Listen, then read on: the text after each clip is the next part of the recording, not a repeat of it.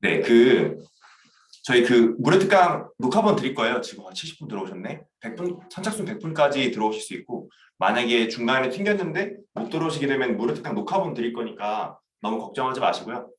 저 1부는 이제 제이로도 저랑 이제 옆에 허니제이님도 계세요. 우리 허니제이님도 십잡스, 프로 엔잡러 십잡스. 거기에다가 이제 무인, 자영업, 본인이 케어하던 자영업부터 무인 매장까지 지금 운영을 하고 계시니까 우리 허니제이님이랑 저랑 1부 때 상권에 대해서 부동산 개념, 부동산의 입지의 개념, 그리고 투자자가 바라본 부동산 입지의 개념, 그 상권에서 무엇을 조심해야 하는지를 알려드릴 거고요. 그 다음에 이제 이어서 2부는 우리 다순이 대표님께서 설명해 드리도록 하겠습니다. 네, 여러분 일단 1부 제가 먼저 진행하도록 하겠습니다. 네, 1부 목차고요. 부동산의 구성 요소로 본 가치고요. 잠시만요. 오케이. 부동산의 구성 요소로 본 가치. 입지의 구성 요소, 가치 안에 입지가 있는데 그 구성 요소에 대해서 말씀을 드리고 그 상권이 뭘 의미하는지 설명을 해드릴 거고요. 그리고 사람들이 그 선호하는 상권이랑 기피하는 상권이 유형이 있어요. 그거를 좀 유형별로 구분을 지어드리고 그거랑 우리가 이제 살고자 하는 부동산이랑 자영업자 그리고 좀 사업을 하시는 분들 판매를 위한 상업용 부동산은 좀 다르거든요. 그래서 이걸 어떻게 관점을 봐야 될지를 제가 주의점을 좀 짚어드리고 그 다음에 다순이 대표님으로 이어서 진행하도록 하겠습니다. 네, 부동산의 구성 요소로 일단 가치에 대해서 좀 이해를 해야 되고요. 요거는 제가 그 감정평가사님한테 배운 건데 수업 시간마다 굉장히 잘 이렇게 쓰고 있습니다. 네, 부동산의 구성 요소고요. 자, 왼쪽이랑 오른쪽인데 이거 혹시 정답 아시는 분 계실까요? 부동산은 뭘로 이루어져 있다. 최근에 제가 그 감정평가사님이랑 릴스 하나 올렸는데 거기서 말씀드렸어요. 채팅 부탁드립니다. 아시는 분.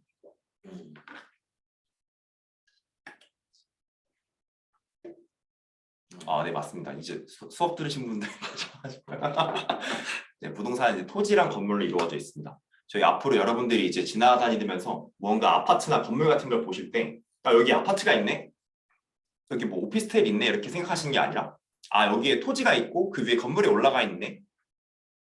이런 식으로 좀 마인드를 좀 관점을 좀 바꾸실 필요가 있어요. 그래서 부동산을 바라보실 때 부동산 개념이 그렇습니다.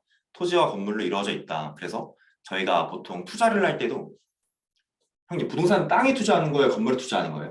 부동산 땅에 투자하는 거죠. 부동산 땅에 투자하는 거죠. 네. 제가 갑자기 기습 질문했는데 네.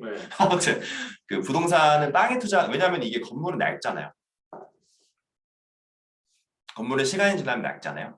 땅은 이제 시간이 지나면은 모든 땅은 가치가 올라가죠. 모든 땅은 가치가 올라가는데 이제 사람들이 좋아하는, 사람들이 몰리는, 사람들이 가고 싶어하는 우리 수도권 핵심지 혹은 좀 신도시에서도 이제 공급보다 수요가 더 많아져서 성숙도가 올라온 신도시가 보통 한 6년에서 8년 정도 지나면은 좀 성숙도가 올라온다고 하죠. 왜냐하면 더 개발할 땅이 부족해지니까. 물론 땅이 너무 광활한 경우에는 6년에서 8년이 지나도 공급이 더 많을 수도 있습니다. 아무튼 사람들이 좀 가기 좋아하는 그런 동네 같은 경우에는 땅값이 훨씬 더 많이 올라가죠. 이 지가지수라고 있는데 지가지수로 검색을 해보면 이게 막 그 데이터가 있거든요. 지가지수 1위 어쩌 이거 해보면 제가 예전에 정리한 게 있었는데 서울특별시랑 지방 어디인지 말씀 안 드리겠습니다. 아무튼 지방 어딘가랑 이렇게 비교를 했었는데 엄청나게 많이 차이가 납니다. 그래서 아무튼 모든 토지는 가격이 올라가지만 거기에서 사람들이 좋아할 만한 토지는 가격이 훨씬 더 많이 빠르게 올라간다. 그래서 부동산은 뭐에 투자하는 거다? 결국은 땅에 투자하는 거다. 저희가 그 아파트나 오피스텔 같은 거를 볼 때도 그 대지 지분이라는 개념이 나와요. 재개발 재건축 투자할 때 되게 중요한 개념인데 대지 지분이 즉 그 단지가 들어있는 땅 전체 대비해서 그러니까 내가 어떤 아파트나 오피스텔 하나를 가지고 있을 때 걔가 차지하는 그 땅의 면적이거든요. 대지 지분이. 그러니까 대지 지분이라는 개념이 굉장히 중요한 것처럼 부동산은 땅이 중요하다. 그 개념을 머릿속에 각인을 시키시고요.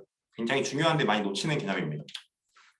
아무튼 그래서 자 그럼 다시 구성 요소가 부동산은 토지와 건물로 이루어져 있다. 그러면은 가치가 높은 부동산, 이 가치라는 말 너무 많이 쓰는데 좋은 부동산, 여러분들이 갖고 싶은 부동산 어디예요? 여러분들이 갖고 싶은 부동산?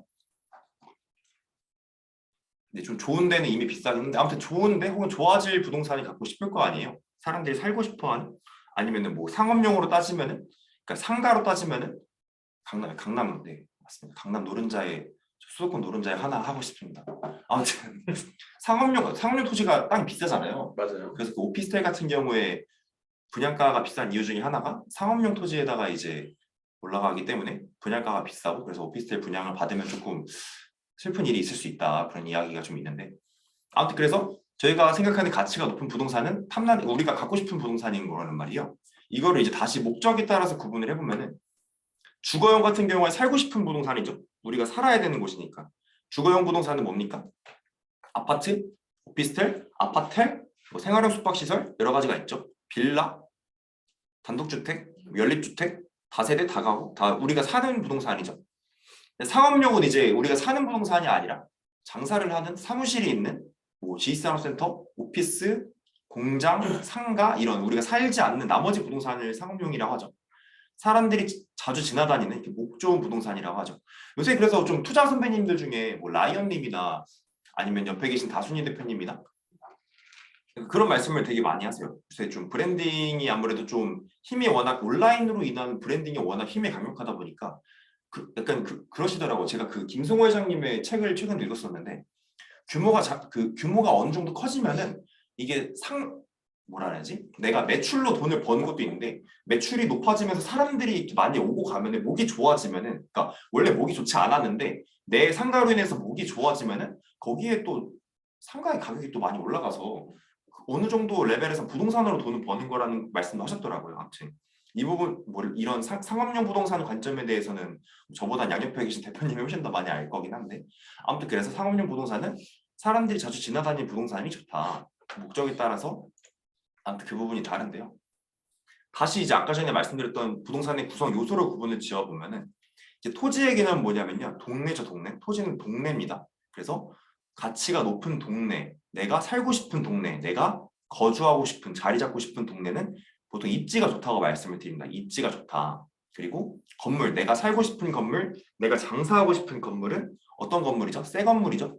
새 건물이고 디자인이 감각적이고 쾌적하고 막 내가 장사해야 되는데 갑자기 막 수도관 터지고 겨울인데 겨울인데 갑자기 뭐야 보일러 고장나고 내가 건물주인데 만약에 내가 건물주 근생 건물주여서 상가들이 이렇게 자리를 잡고 있는데 갑자기 자고 있는데 막 세입자 점주님한테 전화 와가지고 뭐, 건물주 죄송한데 그 뭐 수도관이 터졌어요 동파됐어요 전화 오면 난리 나는 거잖아요. 아무튼 내가 이제 상업용이든 주거용이든 상관없이 상품성은 되게 중요하다. 어떤 상품성? 새 건물, 감각적인 디자인의 건물, 쾌적한 건물 등. 그래서 구성 요소로 구분을 지어도 내가 가지고 싶은 탐나는 부동산은 두 가지로 볼 수 있는데 입지와 상품성으로 이어져 있다. 부동산의 가치에 대해서 설명을 해드렸습니다.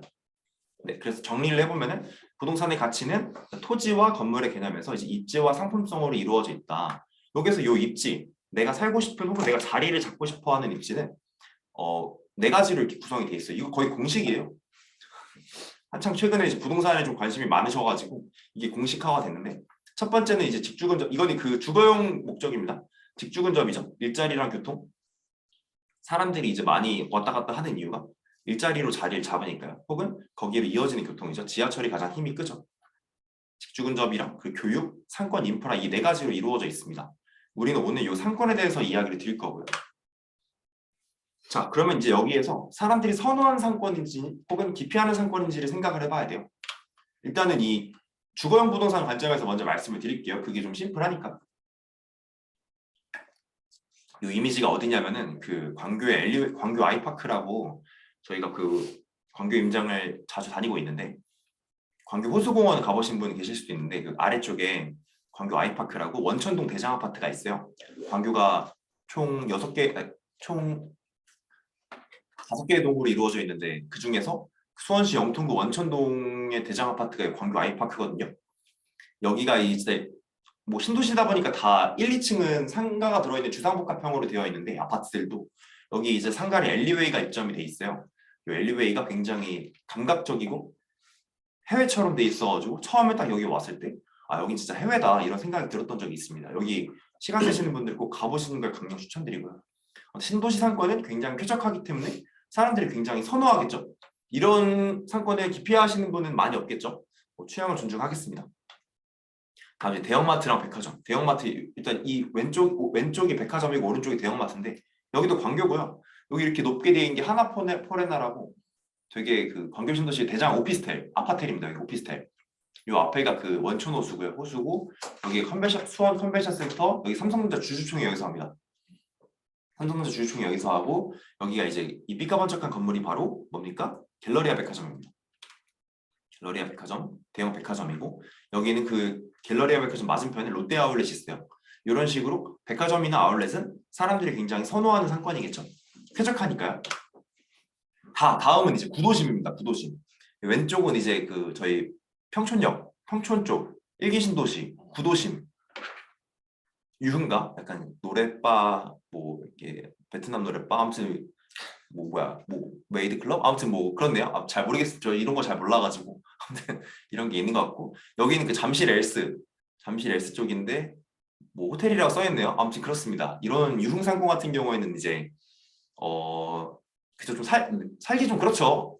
그러니까 이게 어떻게 생각하셔야 되냐면은 난 살기 좋은데 라고 생각하실 수 있는데 존중하겠습니다. 아무튼 그럴 수 있는데 어떻게 생각하셔야 되냐면은 가족이랑 같이 살기가. 왜냐면은 그 대한민국 주거용 부동산 여러분들 내 집 말은 아파트로 하고 싶으세요? 오피스텔로 하고 싶으세요? 빌라로 하고 싶으세요? 그러면은 한 대부분이 이제 아파트를 말씀을 하시죠. 그 통계가 말을 해주는데 대한민국 사람들이 살고 싶어하는 주거용 부동산은 66.2% 정도가 아파트고 나머지도 그 단독주택인데 그건 이제 나중에 그 은퇴하시고 단독주택에 살고 싶어 하는 거지 아파트에 살고 싶어 한단 말이에요. 특히나 젊은 사람들은. 여러분들도 아파트에 살고 싶을 거잖아요.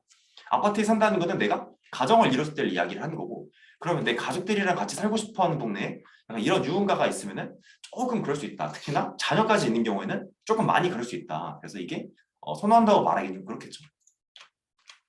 다음 재래시장입니다. 재래시장은 약간 좀 호불호가 갈릴 수가 있는데 재래시장 같은 경우에는 괜찮죠. 왜냐하면 좀 저렴하고 요즘 좀 저렴한지도 잘 모르겠는데 아무튼 저렴하고 좀 이렇게 되게 맛있는 식당이나 식재료를 받을 수가 있기 때문에 좋은데 한 가지 좀 안 좋은 부분은 뭐냐면은 재래시장이 사실 낙후된 느낌이 좀 있잖아요. 깔끔한 느낌은 또 아니라서 그래서 좀 내가 살고 있는 곳 근처에 이렇게 재래시장이 너무 넓게 분포가 돼 있으면은 조금 낙후된 느낌이 들 수가 있다. 그러면은 조금 이제 선호하는 상권이랑은 좀 거리가 있을 수 있다 이렇게 말씀을 드리고 싶고요. 조심스럽습니다. 그 다음에 젊음의 거리 여기가 이제 왼쪽인데 그 강남역 쪽에 실버타운 오피스텔이라고 여기가 그 뭐 룸술집도 있고 아래에는 뭐 가요주점도 있고 포장마차도 있고 여기 뭐 1, 2, 3층까지는 엘리베이터도 안 돼요. 여기 위에 이제 낡은 오피스텔이 있는데 여기 뭐 에어비앤비도 많이 하고 계시고 실제로 제가 아는 형님이 여기 살고 있습니다. 아는 형님이 여기서 살고 계시는데 어떻게 좀 살고 계시더라고요. 굉장히 좀 귀신이 나올 것 같은 그런 나름 오피스텔입니다. 근데 되게 굉장히 많이 낡았고 강남역을 말씀을 드린 거고 여기 이제 홍대 입구역 9번 출구죠. 아무튼 이렇게 이런 곳은 유동이 목 좋은 곳이죠. 유동인구 엄청 많고 사람들 엄청나게 많이 다니는데 주거용 부동산으로는 좀 그럴 수 있다. 왜냐? 사건 사고가 끊이지가 않기 때문에 그래서 주거용 부동산으로는 좀 이런 분들을 바라볼 때 좋은 상권이라고 말하기 좀 어렵다.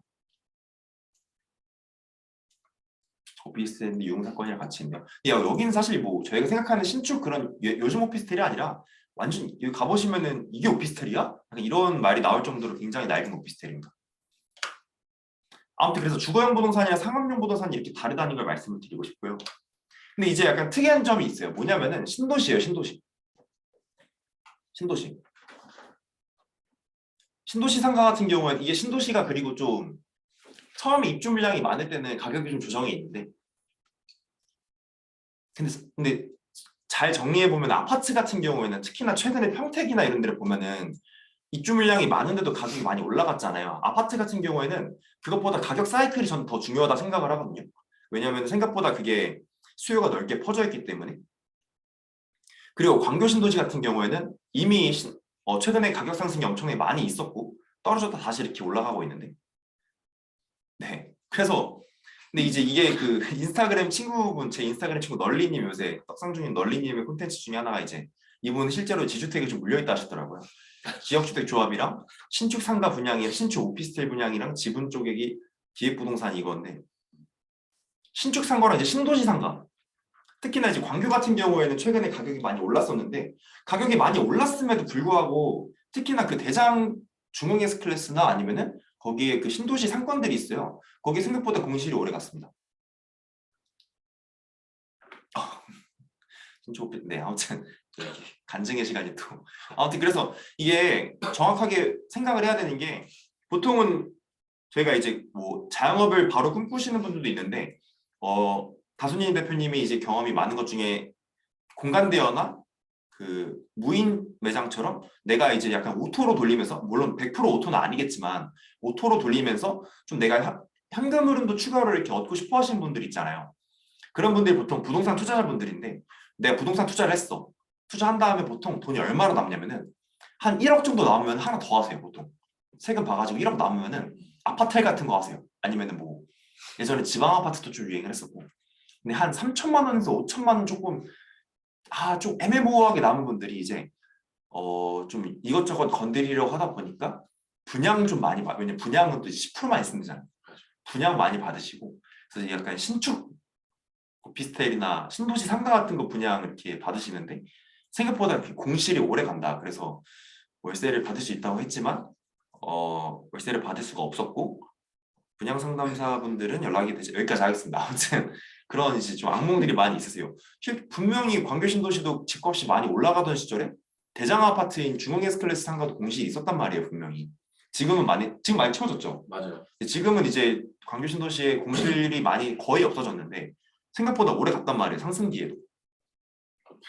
진짜 8년 갔어요. 8년 갔어요. 그러니까요. 네. 그러니까 이게 부동산 투자자분들이 그래서 나 좀 투자도 해봤으니까 나 입지 분석 좀 할 줄 아니까 상권도 이제 분석 좀 할 줄 아니까 약간 좀 딱 굉장히 나 좀 자신이 원래 이제 투자로 실패할 때 투자해서 딱 그냥 어려움을 겪을 때가 경제 용어가 딱 술술 나올 때라고 하잖아요. 그래서 부동산 투자하시는 분들이 나 좀 해봐야겠다 이렇게 하시다가 딱 신도시 상가에 이렇게 자리를 잡으시다가 좀 잘 안 되는 이건 분양을 말씀을 드리는 건데 자영업도 똑같죠. 공실률이 많다는 거는 그만큼 이제 사람들이 생각보다 유동인구가 이건 제 전문 분야가 아니니까 패스하겠습니다. 아무튼 거기는 공실률이 많은 쪽에는 뭐 장사가 잘 되면 좋겠지만 잘 되지 않은 경우가 또 있겠죠.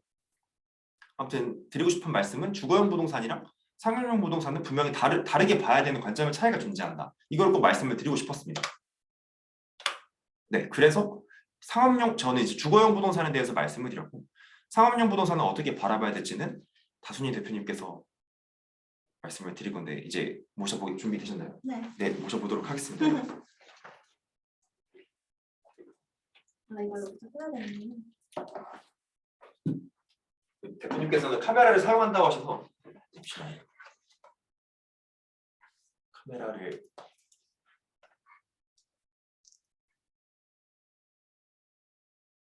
이거 꽉 찼다.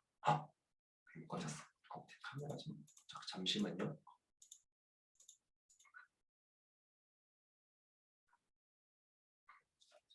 잘 보이나? 제가 한번 볼게요. 제가 어떻게 나오고 있어요? 볼 수가 없는데. 잠시만요. 다 이렇게 나오고 있습니다. 괜찮으시죠? 다시 화면 공유하겠습니다, 여러분. 네, 진행하도록 하겠습니다.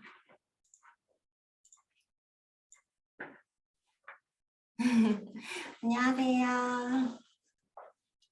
제 목소리 잘 들리시는 거죠? 저 이런 기계에 익숙하지가 않아가지고.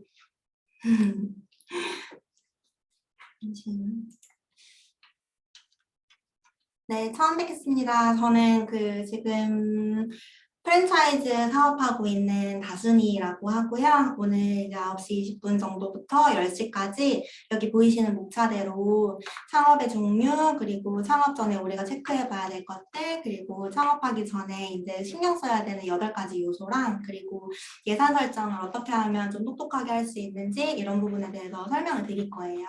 그래서 제가 아무래도 창업 쪽에 있다가 제이로드님한테 먼저 같이 콜라보해서 강의를 하고 싶다고 말씀을 드렸는데, 그렇게 말씀을 드린 이유는 자영업이 사실 뭐 내가 실력이 있고 마케팅도 잘하면 물론 좋지만 부동산을 같이 알았을 때 내가 이 사업을 영위함에 있어서의 이점도 되게 많고, 그리고 처음에 좀 더 내 업이나 아니면은 내가 퍼포먼스를 낼 수 있는 부분에서 좀 더 유리한 입지를 선정할 수 있는데 되게 도움이 될 거라는 생각이 들더라고요. 그래서 이게 장점도 있는데 예를 들어서 뭐 부동산에 관심을 많이 가지면 여기가 얼마나 재개발이 될 건지 그리고 아니면은 언제 어떤 세대가 어떤 사람들이 들어올 건지 그 주변 입지에 대해서 좀 더 잘 알 수 있잖아요. 근데 그거를 알고 시작하는 거랑 모르고 시작하는 거랑 되게 결과가 천차만별인데 장사는 뭐 물론 좋은 입지에 들어가는 것도 좋지만 제가 항상 얘기하는 거는 그 동네에서 내가 하려고 하는 업을 받아들여 주냐 아니냐가 상당히 중요하거든요. 근데 내가 부동산에 관심을 많이 가져서 아, 이 동네에는 이런 사람들이 살고 있고 내가 이런 사람들을 이런 방법으로 흡수하면 되겠다라는 전략을 세우고 들어가는 거랑 그렇지 않은 거는 결과가 되게 차이가 많이 나요. 그리고 부동산에 있어서의 재개발은 되게 호재잖아요. 여기 재개발이 되고 막 공사가 들어가고 이러면 부동산 투자자의 입장에서는 엄청 호재인데 내가 이거를 모르고 여기에 상가를 딱 차렸는데 갑자기 여기 다 허물기 시작하고 재개발이어도 공사 시작하면은 여기에 있는 유동인구 싹 날아가고 지나가는 사람들은 공사 차량이나 인부님들밖에 안 계시고 이러면은 제 사업은 여기 앞에 재개발이 완료될 때까지 존버를 해야 되는 불상사가 생기거든요. 그래서 그런 부동산적인 관점과 지식과 이런 것들을 전부 다 같이 습득을 하면 우리의 창업이 쉽게 망하지는 않겠다 이런 생각이 들어서 같이 컨텐츠를 만들어 보고자 제안을 드려서 이렇게 시작을 하게 된 거고 용감합니다. 제이로드님이 너무 떡상중이어가지고 제가 좀 약간 묻어가려고 그랬던 것도 있어요. 엄청 영감이 됐어요. 여러분, 나는 이렇게 엄청 대단하신 제가 돈을 분이에요. 쫓는 사람이기 때문에 엄청 대단하신 분이에요. 돈이 진짜. 될 것 같아가지고 네, 같이 하자고 말씀을 드린 것도 있고 제가 이제 컨텐츠를 작성하면서 사실 이거 상업용 부동산을 어떻게 보면 좋고 우리가 이걸 어떻게 선택해야 되는지라는 걸로 홍보 문구를 꾸리기는 했지만 저는 우리가 입지를 선정해서 거기에서 장사를 시작하기 전에 좀 더 주의 깊게 많이 고민하고 많이 준비하고 들어가야 되는 그런 부분들에 대해서 많이 설명을 드리려고 해요. 왜냐하면 지금 이 강의를 들으시는 분들은 엔잡도 많이 하고 계시고 또 부동산 투자도 잘 하고 계시는 분들인데 이런 분들이 가장 실수를 많이 하시는 구간은 아이러니하게도 돈을 가장 잘 벌 때 큰 실수를 많이 하시거든요. 그래서 내가 온갖 시간과 열정과 체력을 다 갈아 넣어서 어느 정도 완성이 됐을 때 갑자기 오프라인으로 전향을 하고 싶다던가 아니면은 내 지금 이 정점에서 뭔가 플러스 알파를 시키고 싶어서 추가적으로 뭔가를 저지르셨다가 이도 저도 안 돼서 망하시는 분들 저는 진짜 많이 봤어요. 그리고 제 원사업 자체도 제가 되게 잘 나가고 있을 때 영끌에서 들어갔던 데에서 코로나 맞아서 되게 힘든 시기를 겪고 코로나 시기를 보냈었던 경험도 있고 프랜차이즈 사업을 하면서 본업이 잘 안 되셔서 이제 추가적인 대안을 찾으시고자 하는 자영업자분들이 저의 점주님들이 많이 계시고 그렇다 보니까 자영업자들이 이렇게 준비 없는 창업 혹은 입지에 맞지 않는 창업 아니면은 그 돌파구를 스스로 찾지 못해서 맞닥뜨리는 결과가 얼마나 좀 처참하고 시간 낭비를 화면 공유가 안 되고 있나? 나만 보이는 거야? 잠시만요. 화면 공유하고 다른 분들 화면 안 보이실까요? 화면 공유하고 있습니다. 네, 보이죠? 네. 네, 제가 지금 설명드리고 있어가지고 화면 잘 보이고 있습니다. 네. 그래서 사실은 뭔가 이게 창업하기 이미 물론 기창업자분들 계시겠지만 우리가 창업하기 전에 어떤 거를 좀 조심하고 어떤 부분들을 리스크 방어를 어떻게 하면 좋을지에 대해서 오늘은 좀 많이 설명을 드릴 것 같아요. 그래서 목차 부분에서 지나서 저는 지금 사업한 지 8년 정도가 됐고 이런 과정을 지났어요. 그래서 저희가 말씀드렸던 무인 매장이랑 그리고 오프라인 매장, 뭐 카페, 파티룸, 그리고 프랜차이즈업 뭐 이런 모든 것들을 지금 다 거쳐온 상황이어서 여러분들이 하시고자 하는 일에 있어서의 준비 과정이나 그리고 지금 예비 창업자분들은 어디서부터 어떻게 준비를 하셔야 되는지 그리고 기창업자분들인데 지금 내가 어려움이 좀 있어서 이거를 돌파를 해야 되는데 어떤 부분이 어려운지 이런 부분들에 대해서 다 짚어드릴 수 있는 경험이 이제는 조금 쌓인 것 같아서 강의를 많이 했었는데 작년에는 좀 한 반년 정도 쉬다가 되게 오랜만에 제이로드님이랑 같이 하고 있고요. 저는 이렇게 시간을 많이 보냈었어요. 그 전에 이거는 지나가고 요거는 지금 제가 하고 있는 브랜드 디저트 브랜드, 샐러드 브랜드 그리고 지금 가장 최근에 가맹 사업을 시작한 무인 고깃집이에요. 파티룸에 관심이 되게 많으신데 제가 파티룸을 거의 거의 15개 정도까지 해본 경험이 있거든요. 그래서 지금까지도 파티룸이 되게 사랑을 많이 받고 있고 저희가 지금 여기 촬영하고 있는 것도 무인으로 운영되고 있는 스튜디오여서 아직도 수요가 되게 많고 창업하고자 하는 사람들도 많다고 알고는 있는데 파티룸은 결국 시설업이고 그리고 한정된 공간과 시간을 판매하는 거기 때문에 옛날처럼 그냥 차리기만 하면은 금토일 다 차는 그런 시대는 저는 지났다고 생각해요. 그렇기 때문에 뭔가 좀 뾰족한 전략이 필요하고 뭔가 다른 파티룸과는 특색이 있어야 된다고 생각이 들어서 저희가 가맹사업을 시작한 게 파티룸으로도 쓸 수 있지만 무인으로 고기를 판매하면서 객단가를 올릴 수 있는 무인 고깃집을 이제 시작을 하고 있고 그리고 지금 여기 계신 분들이 예비 창업자분도 계시고 이제 기창업자분들도 계시잖아요. 그래서 오늘 두 타겟 모두에게 정답을 드리기에는 시간도 좀 부족하고 이래서 질문 사항이 있으시거나 더 궁금한 게 있으시면은 오늘 이 강의가 끝나고 좀 더 뾰족하게 질문을 해주신다거나 문의를 주시면은 그때 이제 각각 맞는 솔루션을 드릴 수 있을 것 같아요. 그래서 제가 생각하는 이제 창업은 크게 이렇게 두 가지로 나눌 수 있을 것 같아요. 온라인 창업, 그리고 오프라인 기반으로 하는 창업, 그리고 우리가 지금 하고 있는 뭐 제이로드님 하고 계시는 지식 기반, 재능 기반, 나를 기반으로 하는 창업이 있고, 그리고 이런 시설업이나 아니면 제가 하고 있는 카페나 이런 식으로 자본을 투자해서 허니제이님이 하고 계시는 PC방이나 돈과 이런 자본을 투여해서 자본 기반으로 장사를 해서 돈을 버는 이런 자본 기반이 있는데 참 양쪽 다 장점이 있는 것 같고 사실 제일 베스트는 온라인, 온오프라인 다 잘하고 그리고 자본 기반으로 장사도 잘하면서 내가 장사를 잘하고 있는 컨텐츠를 가지고 지식 창업을 하는 게 가장 베스트인 거죠. 그리고 온라인 기반으로 성장을 잘하신 분들은 오프라인으로 되게 나오고 싶어 하세요.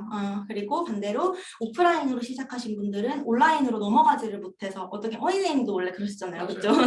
원래 인스타그램 어떻게 해야 돼? 블로그 어떻게 해야 돼? 이거 처음에 되게 잘 모르셔가지고 서로가 서로를 되게 부러워하는 상황이고 또 이제 자기 자본 없이 이렇게 묶여있는 거 없이 지식 기반으로 창업하시는 분들은 내가 뭔가 어딘가에 속해 있어서 상품을 소싱해서 판매하시는 분들은 나만의 쇼룸이나 창고가 있으면 너무 좋겠다. 그리고 이렇게 오프라인으로 하시는 분들은 뭐 식품 파시는 분들은 내가 이거를 밀키트로 만들어서 스마트 스토어에서 팔면 너무 좋을 것 같은데 스마트 스토어는 어디서부터 어떻게 시작해야 될지 이렇게 고민을 되게 많이 하셔서 이게 되게 서로 간의 간극이 명확하고 그리고 서로가 서로를 되게 부러워하고 이런 것 같은데 저는 사실 이 두 가지를 동시에 정복할 수 있다라는 생각은 절대로 하지 않아요. 그거를 저 다 할 수 있으면은 우리가 이렇게 지금 강의를 듣고 있다거나 그리고 제가 이렇게 강의를 하지는 않을 것 같아요.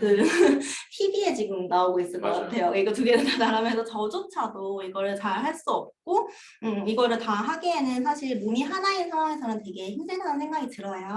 다만 이거를 뭔가 살짝살짝 겸해서 내가 지금 하고 있는 본업을 탄탄하게 해나갈 수 있는 방법은 있다고 생각을 하고 엔잡을 아무래도 많이 하시다 보니까 이것도 저것도 다 잘하는 나 자신이 되고 싶다라는 욕구가 되게 엄청난 분들이 많으시죠. 근데 저도 원래 그랬어요. 원래 회사 다닐 때부터 인스타그램 엄청 열심히 했었고 회사 다닐 때 일 잘했고 그리고 그 다음에도 계속 사업을 해나가면서 안 해본 일이 없을 정도로 이것저것 다 이것저것 다 해보면서 제발 옆에서 그만 좀 하라고 할 정도로 온갖 거에 다 손을 댔었는데 지금은 이제 본업에 집중을 하면서 본업에서 좀 가지를 더해서 내가 이 본업과 그리고 내 몸 하나 그리고 내가 가진 역량을 풀로 활용해서 그냥 나 자체만으로도 돈을 잘 벌고 싶다라는 생각이 강하고 그리고 주변에도 이제 엔잡하면서 더 많이 벌리시려고 하시는 분들 워워시키고 있기는 한데 그 이유는 저는 정말 무섭고 단단하고 이런 사람은 항상 하는 말이지만 자기가 가지고 있는 원래 본업을 잘 하면서 그리고 내가 가진 역량과 지식을 좀 결이 맞게 기둥을 세워서 그거를 결이 맞게 좀 탄탄하게 그걸 풀가동해서 돈을 버는 사람이 유명하지 않아도 제일 무섭고 대단한 사람이라는 생각이 들더라고요.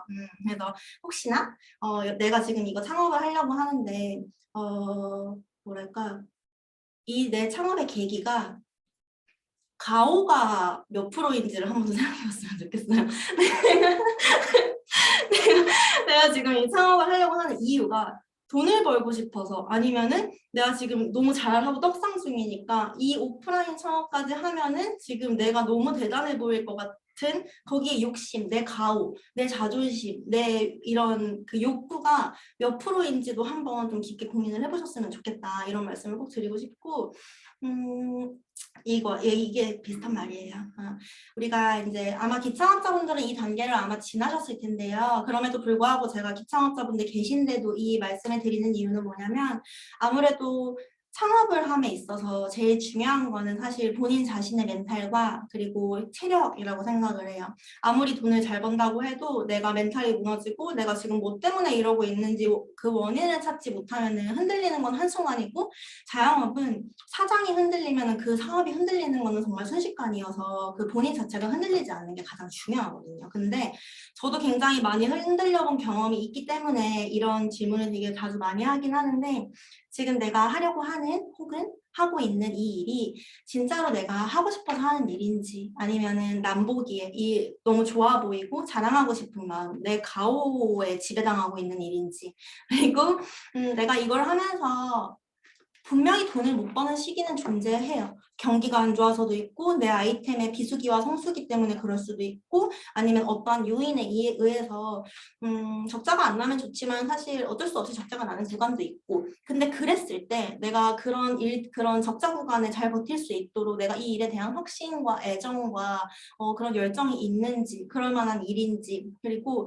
내가 본업이 있다면 내가 만약에 뭐 예를 들어 파티룸을 차린다 그러면 파티룸을 차리면 예약도 받아야 되고 고객 문의도 받아야 되고 그리고 손님이 나가면 청소도 하러 가야 되고 이런 모든 기회비용과 시간 이런 게 발생을 하는데 이런 것들이 내 시급과 내가 지금 하고 있는 본업에서의 시급과 비교를 했을 때 뭐 납득이 가능한 수준인 건지 아니면 정말 내 시급도 안 나오고 고생대로 하고 시간도 시간대로 낭비할 만한 일인 건지 이런 것도 좀 깊게 생각을 해보셨으면 좋겠고 그리고 내가 지금 보통은 오프라인 매장은 음식점이나 뭐 카페나 이런 오프라인 손님들한테 노출이 되는 곳에 들어가면 오픈빨이라는 게 존재를 하기는 해요. 근데 옛날에는 3개월 정도 무조건 오픈빨은 있다라고 했었는데 요즘에는 오픈빨 1개월? 뭐 길게는 1.5개월 정도밖에 안 가는 거 같고 어쩔 때 재수 없으면 오픈빨이 없는 데도 있어요.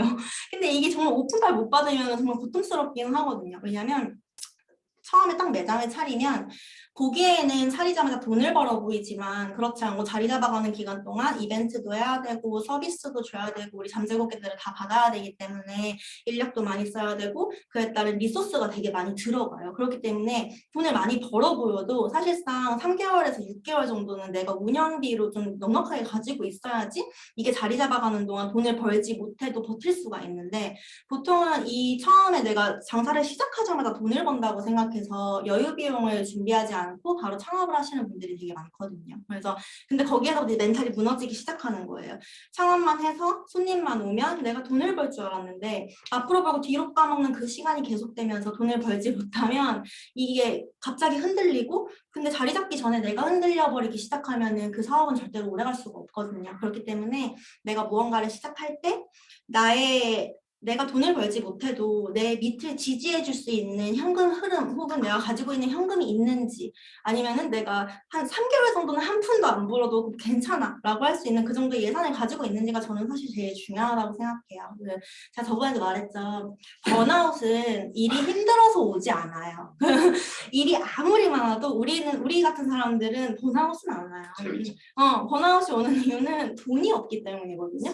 내가 돈을 열심히 하고 있는데 나한테 돈이 안 들어오고 내가 열심히 하고 있는데 돈이 안 벌려 하고 있는데 뭐 앞으로 답도 없어 이러는 순간 갑자기 번아웃이 오기 시작하고 멘붕 소위 말하는 멘붕이라는 것이 오기 때문에 이런 것들을 잘 내 번아웃을 버틸 수 있는 현금이 나한테 있는지 이런 것들을 좀 같이 꼭 점검을 하고 꼭 그런 예산을 준비를 해야 되고요.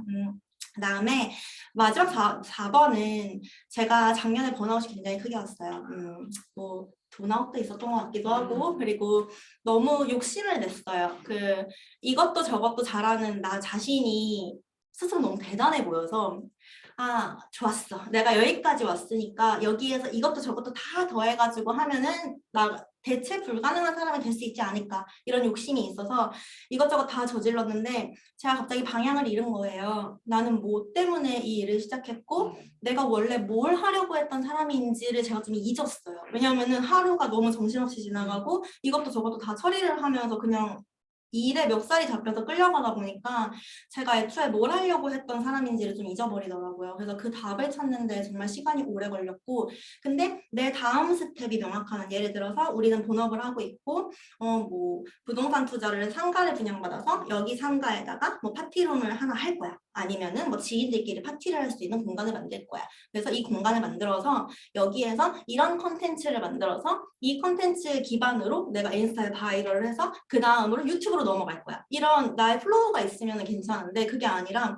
차리고 난 다음에 뭔가가 없다고 하면은 이제 그때부터 본업도 힘들고 이것도 힘들고 생각보다 돈은 안 벌리고 들어가는 품은 많고 이렇게 좀 흔들리기 시작하거든요. 그래서 내가 지금 창업을 하려고 하면 혹은 했으면 내가 지금 한 이 창업을 어떻게 활용해서 어디로 갈지 이 다음 내 본업과 이 부업이 결이 맞는지 그리고 이 결을 잘 하나로 합쳐서 이 다음으로 갈 때는 어떤 다음이 나한테 좀 잘 어울릴까 그래야지 내 이 온갖 노력과 돈과 시간의 투자를 어떤 식으로 포텐을 터뜨릴 수 있을까라고 하면은 돈 없는 거, 힘든 거, 정신없는 거, 스트레스 받는 거 다 견딜 수 있어요. 왜냐면 내가 설정한 그 다음이 있으니까. 그래서 여러분도 그 다음을 좀 잘 생각해 보셨으면 좋겠고 그래서 저를 예로 들면은 저는 스마트 스토어를 하나 하더라도 그 스마트 스토어를 하는 거에서 절대 멈추지 않아요. 내가 이 스마트 스토어를 만약에 저는 이제 애기용품을 좀 팔았어요. 스마트 스토어로. 그래서 애기용품을 팔면서 저는 그 다음을 어떻게 생각했냐면 저는 애기 엄마잖아요. 애기 엄마고 그리고 오프라인 사업을 하고 있으면서 온라인으로 되게 소소하게 하고 있었는데 그러면 나 같은 애기 엄마들 원래는 능력 있는 사람이었는데 커리어가 무너지고 커리어가 단절된 사람들이 집에서 원래 밖에서 날고 기다가 집에서 갑자기 육아를 시작하면은 자존감이 좀 떨어질 때가 있어요. 근데 내가 집에서 애기 어린이집 간 시간만 투자해서 단돈 몇십만 원이라도 벌 수 있다면 내가 나와 우리 애기를 위해서 쓸 수 있는 돈을 벌 수 있다면 시간도 유효하게 쓰고 자존감도 올라가고 그러면 나는 스마트 스토어로 몇 달 안에 얼마 정도의 매출을 내서 이거 데이터베이스로 해서 그 사람들한테만 알려줘야겠다. 그 사람들한테만 컨설팅 해야겠다. 이렇게 애초에 목표를 세우고 타겟이랑 목표를 세우고 시작했어요. 그리고 제가 하는 이 경험은 애기 엄마인데 오프라인 사업도 하고 온라인 사업도 하면서 진짜로 여자들을 도와주는 일 이런 것들이 전부 다 내가 하고자 하는 나라는 사람을 더 빛내줄 수 있는 커리어가 되겠구나 라고 이렇게 목표 설정을 하고 시작했거든요. 그래서 여러분도 이런 패턴으로 내가 단순히 창업한 나 자신 아니면 와 내 매장 여기에서만 멈추지 마시고 지금 내가 여기까지 했던 거랑 지금 이 창업이라는 수단이 합쳐져서 어떤 시너지를 내서 그 다음은 어떻게 될 건지 이런 것들 같이 좀 고민해 보시면은 뭔가 인스타 컨텐츠를 나중에 만들기도 좋을 거고 그리고 어디 가서 강의하기도 좋고 사람들이 그러면 찾을 거예요. 그리고 솔직히 내가 가지고 있는 강점, 경험 이런 거 다 녹여서 그 다음으로 가려는 준비를 하기 시작하면은 잘 될 수밖에 없어요. 그리고 견딜 수 있는 원동력이 되고 힘들 때. 그래서 이런 것들 좀 잘 생각해 보셨으면 좋겠고요. 마인드가 전문인 것 같습니다. 맞아요. 마인드, 그래서 그게 다예요, 사실. 체력은 그거 비타민 오줌을 먹고, 뭐 간약 먹고, 도파민이 있잖아요. 하식스 먹고, 그리고 도파민 하면 돼요. 그게 다 괜찮아. 그리고 하루 자면 돼요. 근데 이게 멘탈이 무너지기 시작하면은 작은 일에도 스트레스를 받고 이제 그런 것들이 많이 피곤하기 때문에 이제 자기 스스로의 멘탈 관리, 그리고 목표 설정, 그리고 기둥 잘 세우시는 거 그거 정말 추천드리고. 그리고 이거는 짧게 넘어갈게요. 이거는 그냥 이렇게 딱 캡처를 하시던지 보시던지 여기서 넘어가시면 좋은데 저는 창업하기 전에 이 모든 것들을 다 살펴봐야 한다고 생각을 해요. 그래서 사실 가장 중요한 건 예산이고 그리고 투자 형태는 제가 왜 넣었냐면은 엔잡을 하시면서 지금 내가 다음 오프라인 사업을 하고자 하시는 분들이 많은데 가장 위험한 거는 내가 온전히 가 있어야 되고 내가 내 체력과 내 시간을 다 갈아 넣어야만 하는 사업이 분명히 있는데 이런 것들을 고려하지 않고 그냥 차리면 괜찮겠지 오토 돌릴 수 있겠지 이렇게 생각하고 무작정 시작하시는 분들이 되게 많거든요. 근데 오토라는 게 있을까요? 솔직히 100% 오토는 없다고 저는 생각을 해요. 허니제이님이 네. 얘기해도 비둘기? 네. PC방 무인 PC방 원래 형님이 이제 지금 2개죠. 네, 유인으로 했었다가 유인으로 하다가 이제 코로나를 이렇게 하면서 3개였다가 1개를 줄였죠. 네, 맞습니다. 그리고 좀 그 인건비 단가가 안 나오기 시작해서 무인으로 돌렸는데 최근 비둘기가 들어와가지고 본인이 이렇게 맞아요. 또 형님께서 쫓으러가고. 네, 형님 쫓아내셨습니다. 이렇게 좀 반오토, 프로토는 거의 허상이 아닌가 생각하긴 하는데 제가 확실하게 말씀드릴 수 있는 거는 가게는 사장이 있고 없고의 매출 편차가 굉장히 크고 그리고 오토는 없어요. 오토는 저 오늘도 7시까지 저희 본점에서 일을 하다가 왔거든요.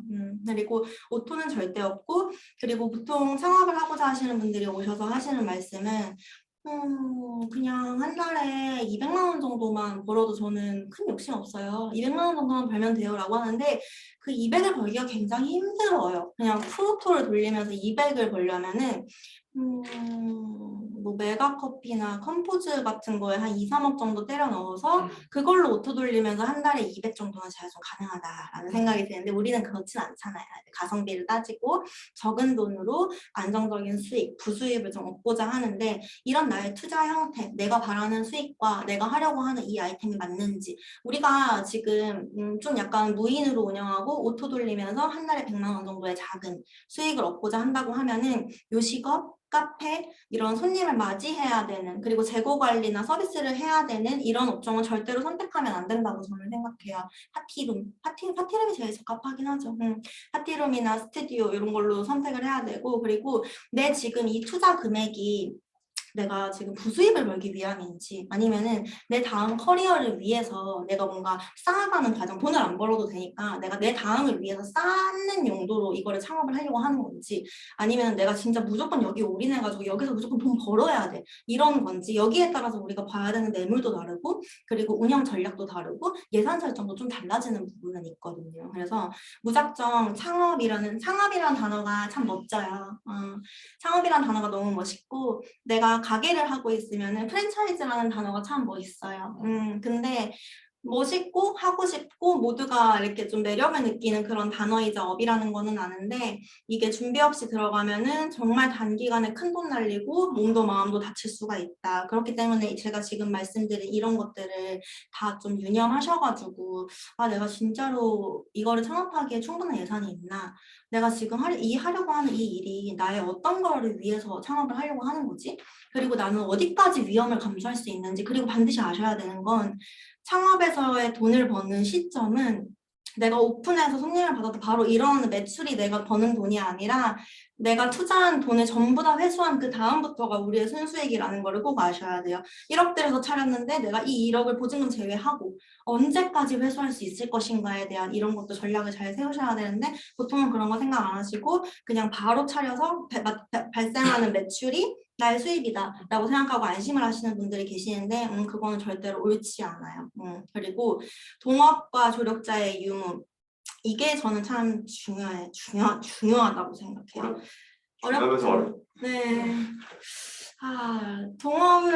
성공적인 동업은 저는 주변에서는 딱 한 팀밖에는 못 봤고, 보통은 안 좋은, 돈을 잘 벌어도, 돈을 못 벌어도 안 좋은 동업의 케이스를 저는 좀 정말 많이 보는 것 같아요. 근데, 제가 생각했을 때 이상적인 동업은, 제일 안 좋은 동업은 무언가를 하려고 하는데 돈이 없어서, 돈이 모자라서, 네 돈, 내 돈 합쳐서 하자는 거의 100% 이제 불상사로 이어진다는 생각이 들고, 근데 이런 건 있는 것 같아요. 뭐 예를 들어서 제이로드님이랑 허니제이님처럼 서로의 분야가 명확할 때, 내가 허니제이님이 못하는 걸 제이로드님은 할 수 있고, 제이로드님이 못하는 걸 제이님은 할 수 있고, 근데 서로가 서로의 영역에 절대 간섭을 못하는 역량을 가지고 있고, 그리고 이 두 사람의 결국의 목표가 똑같을 때, 서로 딴 생각, 동상이몽이라고 하잖아요. 서로 딴 생각하면 안 되거든요. 근데 우리가 이 컨텐츠를 같이 만들어서 그 다음으로 갈 때 우리의 다음이 똑같을 때 서로 업무 분담 가능하고 이러면은 그래도 조금 오래 갈 수 있는 것 같아요. 대신에 서로가 두 사람이 하나를 똑같이 잘하면은 요거는 싸워요.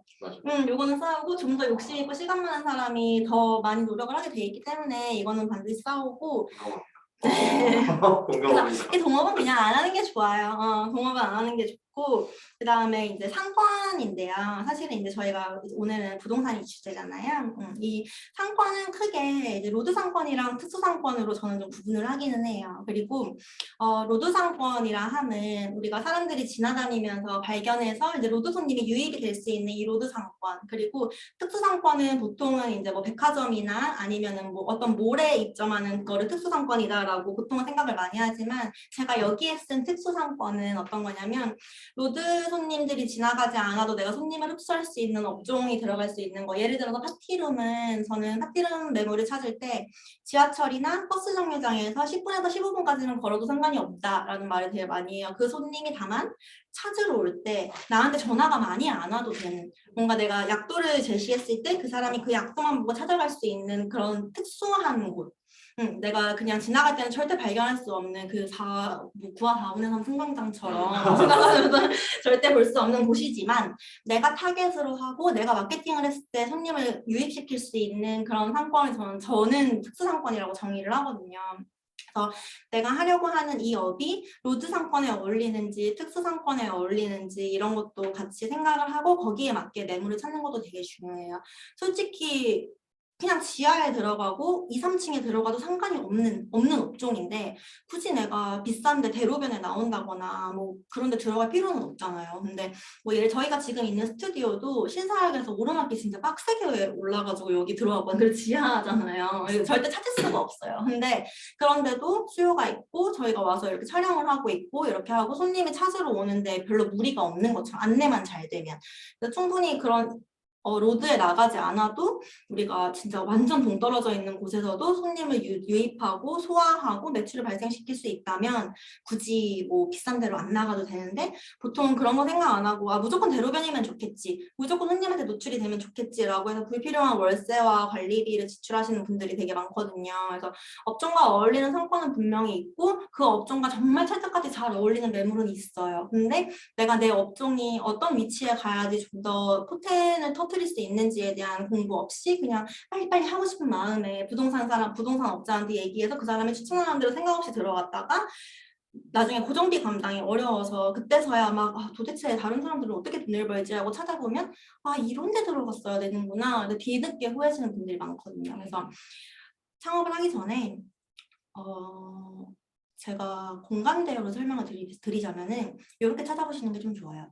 스페이스 클라우드라는 플랫폼이 있죠. 거기 스페이스 클라우드라는 플랫폼에 들어가서 내가 만약에 파티룸을 하고 싶어요. 파티룸을 하고 싶으면 스페이스 클라우드에 들어가서 내가 파티룸의 상위에 있는 사람들, 그 상위에 있는 사람들이 맨 밑으로 내리면 그 사업자 정보랑 위치가 다 나오잖아요. 그래서 이 사람들이 어디에 입점해 있는지 그 주소를 검색해보고 그 주소 주변의 상권, 그리고 뭐 그 반경 2, 3km 정도가 어떻게 형성이 돼 있는지 보고, 그리고 그 사람들이 몇 층에 있는지, 그리고 지도 검색해가지고 이 사람이 역에서 얼마나 떨어져 있는지 보면은 그렇게 뭐 대로변이라서 해서 잘 되는 것도 아니고 특별히 그렇진 않거든요. 그래서 내가 하고자 하는 업종에서 정말 탑을 달리고 있는 사람들의 위치, 그리고 그 사람들이 어떤 방식으로 영업을 하고 있는지, 그리고 이 사람들이 어떻게 이거를 꾸려나가고 있는지에 대해서 좀 학습을 하다 보면은 좀 더 방향을 잡는 데 도움이 많이 되세요. 그래서 엄청 중요한 말씀 같은데요. 이거는 여러분들 기억하셔야 될 것 같습니다. 그리고 배달, 만약에 이제 업장 운영하고 계시는 분들은 또 배달도 마찬가지예요.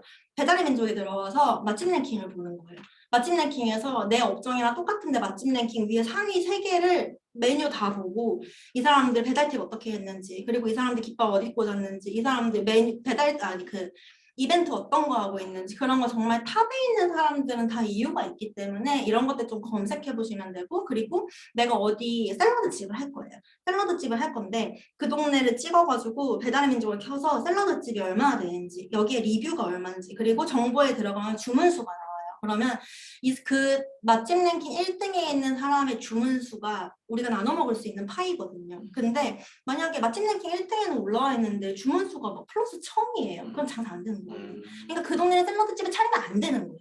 이런 식으로 내가 하고 있는, 왜냐면 요즘에는 장사 잘하는 데는 다 배달도 같이 하고 있으니까 내가 직접 가서 저 가게에 하루에 사람이 얼마나 왔다 갔다 하는지 볼 수 없다면 네이버 검색해서 방문자 리뷰 이런 거 보고 배달의 민족에서 맛집 랭킹 들어가서 수요가 얼마나 되는지 대략적으로 파악을 할 수 있기 때문에 그렇게 보시고 내가 여기에 해도 된다 아니다를 판단하시면 좋고요. 그리고 보통 그 업이 자기가 좋아하는 일을 할 때 가장 잘하고 그리고 성과도 되게 좋잖아요. 그렇기 때문에 저는 본인의 강점과 성향을 파악하고 내가 이 일을 함에 있어서 관련된 경험이 얼마나 있는지를 한번 생각해보는 게 굉장히 중요하다는 생각이 드는데 예를 들면 제가 정말 처음에 창업을 했을 때 피자집을 창업을 했었어요. 근데 그 매장이 나쁜 매장은 아니었는데 거의 뭐 던지고 나가시더라고요. 그래서 이 가게를 왜 던졌을까 이렇게 생각을 했는데 전형적인 상권 분석을 실패한 케이스였어요. 거기 원래 제가 들어가려고 했던 곳은 큰 아파트였는데 큰 아파트의 후문에 위치해 있었고 그리고 역에서 두 블럭 들어가서 이제 후문으로 들어가는 길이에요. 그래서 유동인구 자체는 되게 많았어요. 근데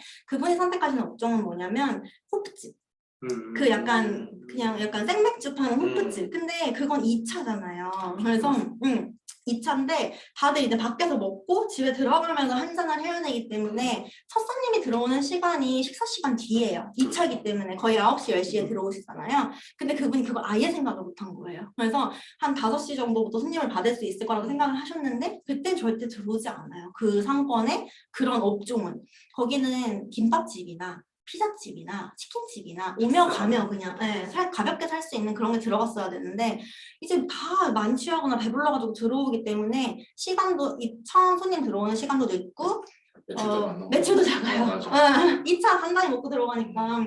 근데 그분이 집이 어디냐? 저희는 봉천동이었어요. 근데 집이 성수예요. 차가 없어. 그러니까 첫 손님을 늦게 받기 때문에 새벽 2, 3시에 끝나고 주변 찜질방에서 주무시고 다음날 아침에 일어나서 집에 가서 옷을 갈아입고 좀 쉬다가 다시 5시에 나와서 이렇게 이거를 3주를 반복하시다가 가게를 던져버리고 나가신 거예요. 그래서 저는 이게 진짜 그때 정말 저도 첫 창업이었는데 와 진짜 중요하구나. 이거 진짜 쉽게 생각할 일이 아니구나. 인테리어 하는데 3천 쓰셨는데 저한테 돈 받아간 건 400이었어요. 제가 아무것도 안 쓸 거니까 다 들고 나가고 저 에어컨만 남겨놓고 가주세요. 이래가지고 400만 원 그 시스템 에어컨 값만 주고 제가 들어갔거든요. 그래서 그만큼 그 아이템과 어울리는 상권 그리고 내 손님이 들어오는 시간, 내 생활 패턴, 내 집과의 거리 이런 것도 전부 다 따져보셔야 되고 무엇보다 가장 중요한 건 그분은 장사를 한 번도 해본 적이 없는 사람이었어요. 근데 호프집이 음식이 중요하잖아요. 안주가 중요하잖아요. 맞아요. 근데 그걸 전혀 생각하지 않으시고 그냥 감자튀김 튀기면 되시는 줄 아셨던 거죠. 그래서 거기에서도 큰 미스가 났고 제가 첫 창업했을 때 봤었던 안 좋은 케이스인데 지금까지도 강의를 얘기하면서 가장 많이 얘기하는 케이스예요. 이거는 그만큼 너무 최악이었고 지금 제가 말씀드린 이 모든 것들을 아무것도 고려하지 않고 들어가신 케이스였기 때문에 되게 기억도 되게 강렬하거든요. 그래서 이런 모든 것들을 다 고려를 하셔가지고 창업을 시작하셔야 된다 라는 말씀을 강력하게 드리고 싶고 그다음에 이제 예산 사실 그리고 내 예산이 예를 들어서 1억이다. 1억이다라고 하면은 그냥 처음 창업을 할 때 1.5억을 들고 시작해야 돼요. 왜냐면은 인테리어 해보셔서 아시죠? 그렇죠. 인테리어를 하고 매장이 오픈해서 유지가 어느 정도 자리를 잡아가기까지는 잡스러운 비용이 정말 많이 들어요.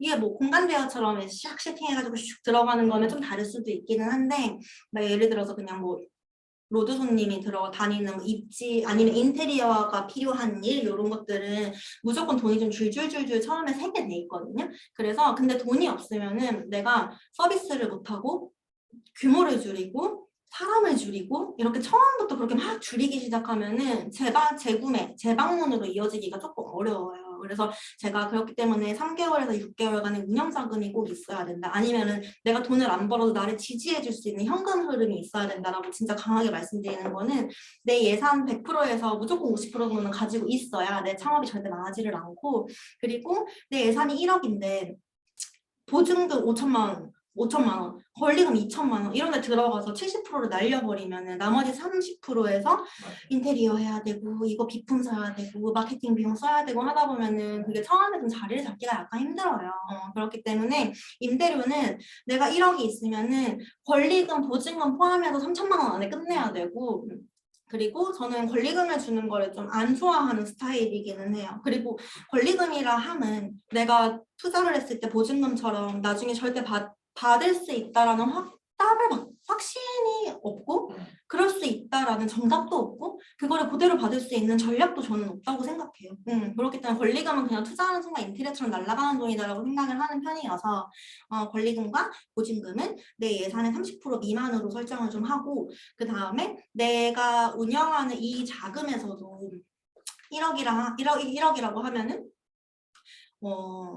타인 자본의 비율이 높지 않게 가능하면 내 돈으로 하고 그리고 가능하면은 이제 지인이나 가족의 돈은 넣지 않고 그리고 이제 은행이나 이런 금융권을 이용하면 좋은데 사실 이것도 대출을 똑똑하게 받는 방법이 있더라고요. 뭐 아, 그래서 제가 이거를 거의 이제 박사가 됐어요. 코로나를 겪으면서 내가 다시 태어나서 혹시나 다시 태어난다면 절대 창업을 하지 않겠지만 다시 태어나서 창업을 하게 된다면 나는 무조건 대출을 이 순서로 받아야지라는 거에 대한 정답은 확실히 알고 있어요. 그래서 여기 좀 궁금하시면 이거는 정말 고급 정보이기 때문에 이거는 나중에 좀 기회가 된다면 알려드리도록 하고 그래서 이런 자금을 조달할 때도 똑똑하게 내 돈을 최대한 적게 쓰면서 그리고 남의 돈도 아니면서 뭔가 저리로 좀 안전하게 자금을 운영할 수 있는 방법을 찾아서 그렇게 처음에 좀 탄탄하게 시작을 하시는 게 좋고 대출이 마법인 것 같습니다. 최고예요. 그 방법이 있어. 마법이죠. 응, 최고야. 허니지 형님도 뭔가 마법을 부리세요. 안 되는 걸 되게 하는 게 대출을 해도 있잖아요. 돼. 그리고 이거는 자기가 벼랑 끝에 가야지 이게 자기가 벼랑 끝에 가본 거죠. 아니 근데 가봤죠. 형님의 그 고객분들, 고객들, 지인분들, 뭐 친한 자매, 친한 형, 아는 형님, 아는 동생, 약간 이런 느낌이고 그리고 좀 네트워킹 해결해 주는 것도 많이. 저는 네트워킹이 많이 해결해 줬어요. 네, 네트워킹 해결해 주는 게 많이 있는 것 같습니다. 저는 기관을 통해서 해결할 수 있는 방법이 거의 도사가 되어 있기 때문에 맞아, 영업하는 사람들은 이건 기관에 도사야. 대한 거는 진짜 알아야 돼. 이건 진짜 오피셜리한 이건 진짜 거잖아요. 알아요. 이건 완전 약간 알아요. 인간관계가 아니라 오피셜리 가능한 맞아요. 거잖아요. 이거는 내가 다시 한다면 내가 진짜 그 스텝을 했었어야 되는데 지금도 너무 후회가 돼요. 그거 아시죠? 응. 업종마다 또 안 되는 것도 있어요. 네. 그리고 매출액에 따라 내 맞아요. 근로자에 따라 아. 그리고 뭐 이것 따라도 되게 달라지는 맞아요. 것들이 많은데 와 이거 너무 정말 고급 정보예요. 네 이거는 근데 이건 진짜 진짜 잘 알면 완전 잘. 최고예요. 진짜 나도 다시 하면 되는데 저는 어느 거에도 이제 걸리지 않아요. 이제 뭐 상시 근로자나 이제 매출도 이제 연매출 3억 되기 전에 해야 할 수 있는 것들이 있고 1.5억 되기 전에 할 수 있는 게 있고 1% 막 이래요. 그래서 이제 그런 것들 똑똑하게 이제 처음에 창업 자금 있고 운영 자금 있고 그 이후에 또 무슨 자금 있고 이런 식으로 똑똑하게 예산 설정해가지고 최대한 내 현금을 많이 확보해서 시작할 수 있고 그 요지는 어쨌든 내가 처음에 이거를 너무 멋지게 잘 차리고 싶어서 내가 가진 예산 중에 너무 많은 돈을 이제 고정되어 있는 부동산이나 이런 거에 묶어놓지 말자 이게 요지예요. 예산이 짜치는 순간 마인드도 같이 작아지기 때문에 예산 설정을 좀 꼭 잘하셨으면 좋겠고 제가 말이 너무 길어져가지고 10시가 됐는데 이제 제가 준비한 내용은 이거예요.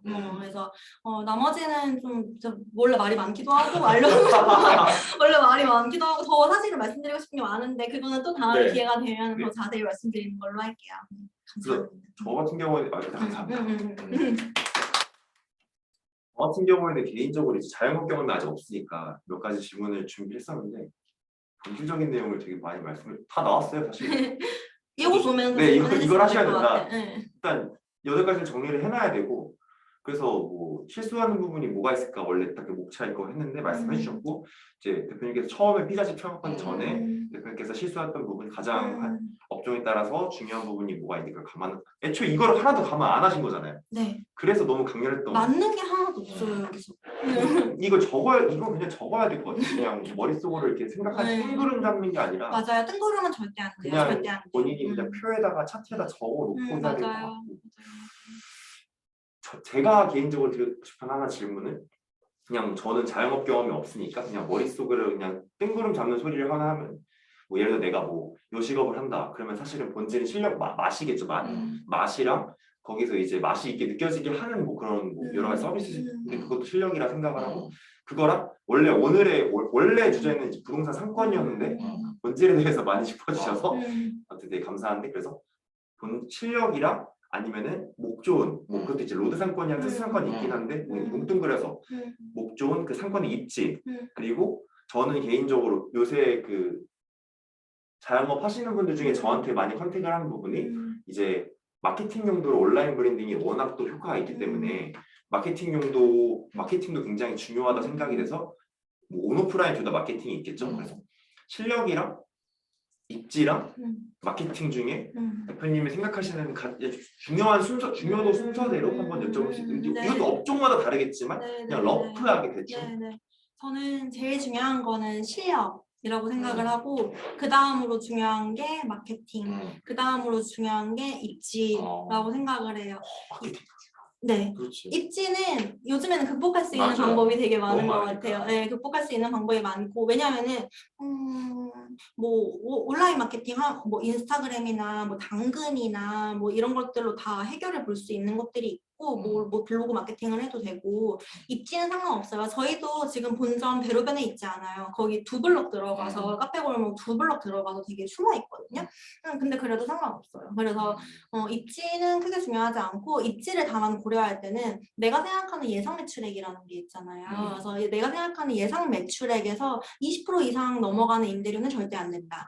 입지를 선정할 때 그거는 조금 중요한 거죠. 월세 부담이 나를 얼마나 옥죄이는지 너무 아시죠? 저 진짜 매번 숨이 막힐 정도죠. 저도 죽는 줄 알았어요. 네. 그 월세 440 내면서. 네, 질문이 들어와서 실력, 그다음에 마케팅, 그다음에 입지라고 말씀하셨습니다. 실력, 마케팅, 입지. 입지. 왜 그렇게 생각하냐면은 아무리 좋은 입지는 그리고 월세만큼의 매출은 원래 나오기는 하죠. 근데 내가 좋은 입지에 들어갔어요. 손님이 맨날 들어오고 많이 지나다니고 그리고 마케팅 때려 박아가지고 손님을 막 불러요. 근데 사실 제일 중요한 거는 충성고객, 맞아요. 재구매잖아요. 맞아요. 근데 아무리 내가 좋은 입지에 들어가고 마케팅을 많이 해서 손님을 많이 불러 모은다 한들 이게 맛이 없고 서비스가 별로고 별로 다시 재구매할, 재방문할 이유가 없는 곳이라면은 저는 그 모든 게 다 일회성으로 끝난다고 생각하고 근데 비싼 월세와 비싼 마케팅 비용 이런 것들이 결코 내가 그냥 흘려보내서는 안 되는 나의 순이익에서 나가는 돈이기 때문에 실력이 없으면 저는 이런 것들이 다 필요 없다고 생각을 하거든요. 왜 지하에서 월세 4, 50만 원 내면서 억대 매출 내는 사람들이 유튜브에 나오는 이유는 그런 거죠. 실력이 있잖아요.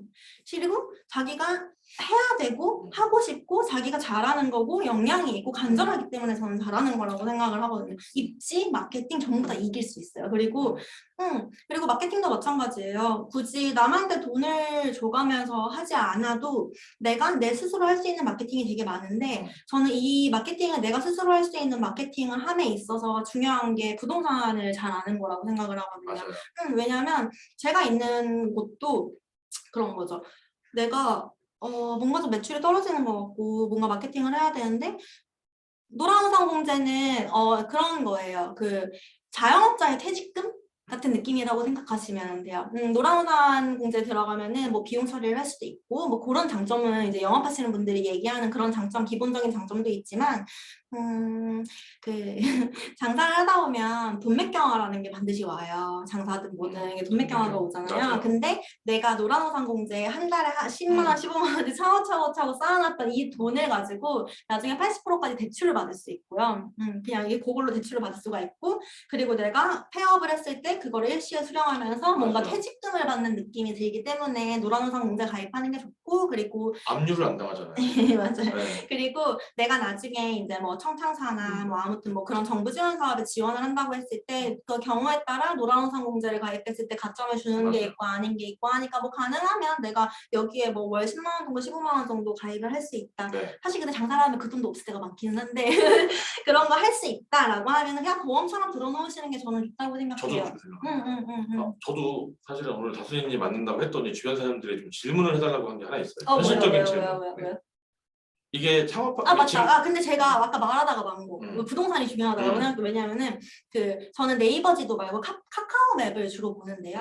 내 가게 찍고 그 반경 3km를 그렸을 때 주변에 세대가 몇 개가 들어가 있고 그리고 내 주변이 어떻게 형성되어 있는지 보이는데 그거에 따라서 거기 타겟해서 당근마켓 광고를 할 수도 있는 거고 여기는 되게 엄마들 많고 아파트 상권 많구나 그러면 맘카페 좀 찾아봐가지고 거기 굳이 뭐 내가 맘카페 운영진이랑 얘기해서 비싼 광고 하시라는 게 아니라 거기에서 좀 활동하면서 바이럴 일으킬 수 있는 것도 있고 블로그를 쓸 때 우리 동네에는 주로 이런 사람들이 이런 연령대 사람들이 많이 살고 이렇게 상권 형성이 돼 있구나 그럼 내가 좀 더 뾰족하게 타겟팅을 할 수 있는데 이거를 지도를 못 보고 상권에 대한 이해가 없으면 마케팅을 어디서부터 어떻게 해야 되는지 몰라서 결국에는 비싼 돈을 주고 이상한데 효과도 없는데 하거나 아니면 걸려오는 영업전화에 혹해서 돈을 날리거나 이런 경우가 많고 그리고 처음에 가게를 차리거나 스마트 스토어를 열거나 뭘 하고 네이버에 신규로 뜨는 순간 전화가 미친 듯이 와요. 근데 그런 전화는 전부 다 무시하셔도 된다. 보통은 정말 좋은 건 우리가 찾죠. 찾아서 그렇죠. 전화를 걸죠. 맞아요. 근데 나한테 전화가 오지는 않죠. 그 사람이 어떻게 나를 알고 전화가 오겠어. 이제 막 태어난 나한테도 전화가 올 정도면 저 사람들은 사기꾼이다. 이렇게 좀 판단을 해주시면 좋겠습니다. 선생님의 질문. 두 가지가 있었어요. 하나는 뭐냐면 현실적인 질문인데 저는 지금 신도시에 있잖아요. 신도시. 그러다 보니까 알바를 구하는 게 되게 힘든 거예요. 아까 말씀하신 것 중에 어차피 무인은 없다. 100% 무인은 없다. 그럼 반무인이든 아니면 유인이든 장사를 할 때 알바는 구해야 되는데 그 알바를 구하는 좀 방법이 있을까? 뭐 이런 거를 좀 물어보고 신도시에서. 안 뽑히거든요, 요즘에. 네. 알바몬이나 알바 천국 같은 데는 사실은 막 그 너무 광고를 태우는 데가 많잖아요. 뭐 고액 알바, 뭐 맞아요. 텔레마케팅 이런 애들한테 다 밀려서 계속 내려가기 때문에 알바몬이나 알바 천국에서 뭔가 유효한 알바생을 구하기는 조금 힘들었던 것 같고 저는 오히려 그 지역에 되게 활성화되어 있는 카페 이런 데 가입해가지고 조금 활동해서 글을 쓸 수 있는 정도까지 된 다음에 조건과 뭔가 이게 니즈와 이런 걸 명확하게 그냥 아예 제목부터 명확하게 너무 광고성 없이 좀 명확하게 작성을 해서 그 지역 커뮤니티 기반으로 광고를 할 것 같고 그리고 당근마켓 요즘 당근마켓에서 알바 진짜 많이 구해요. 네. 당근마켓이 그리고 제일 확실한 것 같아요. 많이 쓰니까. 그럼 최저임금 정도까지만 주세요? 아니면 그 이상으로? 저는 최저임금 줘요. 최저임금 줘요? 최저임금 뭐 주유가 이미 최저임금이 아니고. 그렇지. 그거를 많이 물어보셨더라고요. 또 하나는 뭐냐면 아까 말씀하신 이건 오늘 창업인데 아까 전에 권리금 주고 들어가는 건 안 좋아하신다고 말씀하셨잖아요. 그럼 만약에 내가 팔 때는? 팔 때는 권리금을 받아요. 그러니까. 권리금은 세 가지로 분류할 수 있어요. 권리금은 시설 권리금과 영업 권리금과 바닥 권리금이라는 게 있죠. 그래서 이건 제가 팔 때 말고 이제 우리가 들어갈 때를 말씀드릴게요. 바닥 권리는 이태원이나 강남이나 뭐 신림이나 이런 데처럼 그냥 그 바닥에 형성되어 있는 그 땅이 가지고 있는 권리금이고 시설 권리는 이러한 시설들 뭐 이렇게 책상 뭐 그리고 내가 들어갈 때 쓴 인테리어 비용 그래서 이런 것들 그리고 영업 권리는 내가 매출인데요. 근데 영업 권리는 보통 내가 한 달에 매출에서 나오는 순수익 곱하기 10을 보통 영업권리 공식으로 필요하네요. 네, 그래서 예를 들어서 내가 이 매장에서 한 달에 500의 순수익이 난다. 권리금 5천부터 부르고 거기서 깎아 내려가는 거예요. 네. 이걸 몰랐던 거잖아요. 그래요? 영업권리금은 그래요. 근데 그 영업권리금이 유효하다고 판단이 되는 거는 제가 지금 카페 하잖아요. 똑같이 배달 테이크아웃 전문으로 하는 카페로 들어올 경우에 저는 그 영업권리가 왜냐면은 생뚱맞은 다른 업종인데 이 고객이 그대로 나한테 흡수되고 똑같은 매출을 일으켜준다는 보장이 없기 때문에 그 영업권리는 그냥 없어요. 그 내가 다른 업종으로 들어갈 때 영업권리 얘기한다. 싫어 못 줘. 안 줘. 그거는 못 주는 거고 그리고 그 시설권리금은 보통은 많이들 얘기하세요. 여기가 원래는 아무것도 없었는데 내가 이것도 하고 이것도 하고 이것도 해가지고 알게 뭐야. 이게 감가라는 게 있잖아요. 그렇기 때문에 알겠습니다. 그럼 총 얼마가 들어갔다는 거죠? 라고 하면은 뭐 3천 들어갔습니다. 그럼 거기에서 막 60%가 우리가 줄 수 있는 시설 권리금이에요. 그리고 그 중에서도 저는 이것도 안 쓰고 이것도 안 쓰고 이것도 안 쓰고 그냥 다 버려주세요라고 하면 그 금액도 다 까야 되고 시설 권리금은 이렇게 주고 들어가셔야 되고 그다음에 바닥 권리금은 어쩔 수 없고. 그래서 사실 두 번째 질문을 제가 왜 드렸냐면 제 경험담이거든요.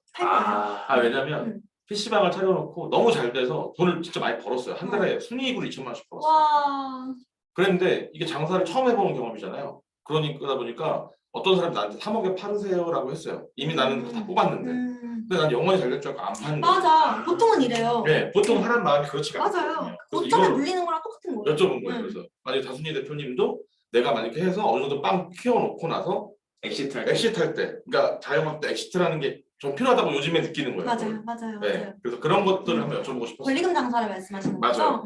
권리금 장사는 그 처음부터 목적을 가지고 시작해야 되는 것 같아요. 내가 이렇게 하다가 아무 생각 없이 내가 권리금 장사를 안 할 건데 그냥 아무 생각 없이 하다가 이렇게 잘 됐을 경우에는 절대 안 팔고 거기에 고점에서 털고 나오는 사람이 그냥 주식코인이랑 다 똑같은 것 같아요. 고점에서 털고 나오는 건 약간 희소한데 근데 나 이거 무조건 장사해가지고 매출 일으켜서 언제 권리금 받고 나간다라는 목적이 명확하잖아요. 그럼 그때 팔 수 있어요. 아, 그 전략, 그거 내 생각해야 목적, 되겠더라고. 목표. 그래서 그쵸. 저도 사실 작년에 이렇게 할 수 있었는데 네. 못 팔아가지고 이렇게 됐어요. 너무 이게 자영업을 여러 번 해본 사람들은 음. 권리금 장사라고 표현을 하는데 권리금 장사 최고죠. 저처럼 이게 처음 해본 사람들은 영원할 줄 알잖아요. 영원 일단 이 상권이 영원할 줄 아는 거예요. 제가 알기로 대표님이 그러니까 도와드린 분 중에 이렇게 해서 엑sit 시켜드린 사례도 있잖아요. 있죠. 네, 그래서 그 과정을 제가 간략하게 받았는데 되게 신기했습니다. 근데 사실은 네. 이 과정은 다순이 대표님이 다음번에 혹시 이런 강의가 생긴다면 네. 정말 나는 이거는 꼭 들어야 된다고 생각해요. 네, 그 되게 나의 중요한 망가진 거거든요. 매출을 일으킬 수 있는 방법은 다 존재해요. 근데 다만 그게